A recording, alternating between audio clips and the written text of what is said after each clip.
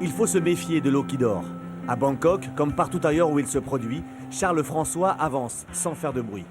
Calme, posé, presque effacé, ce boxeur de 23 ans est un adepte de la zen attitude. Avare de ses mots, Carlito s'exprime avec ses poings, ses pieds, ses coudes ou ses genoux.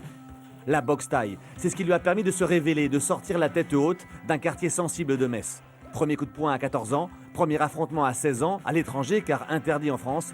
80 combats plus tard, Charles François est un guerrier pacifique. Le ring, c'est un autre univers. C'est ma deuxième personnalité. Les boxeurs, on est un peu schizophrènes, je pense. À l'extérieur, on est tous très calmes. On est des gens comme tout le monde. Je connais très peu de boxeurs agressifs. Nul n'est prophète en son pays. Peu connu en France, reconnu à l'étranger, Charles François est invité pour la deuxième fois de suite à l'anniversaire de la reine de Thaïlande. Un gala de prestige face à un adversaire de choix, le Thaïlandais Samson. Au cœur de la bataille, le Français reste zen, même face au danger. Carlito prend un malin plaisir à battre les Thaïs à leur propre jeu, sur leur terrain.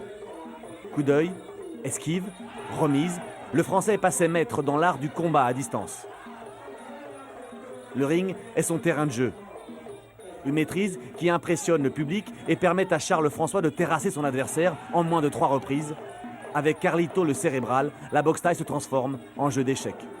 Au premier abord, pour le public qui ne connaît pas, il peut penser que c'est un sport super violent, on se met des coups sans réfléchir, c'est celui qui va tomber le premier. Mais en fait, à ce niveau-là, pas du tout. C'est vraiment le boxeur le plus intelligent et le mieux encadré par son coin qui va réussir à gagner le combat.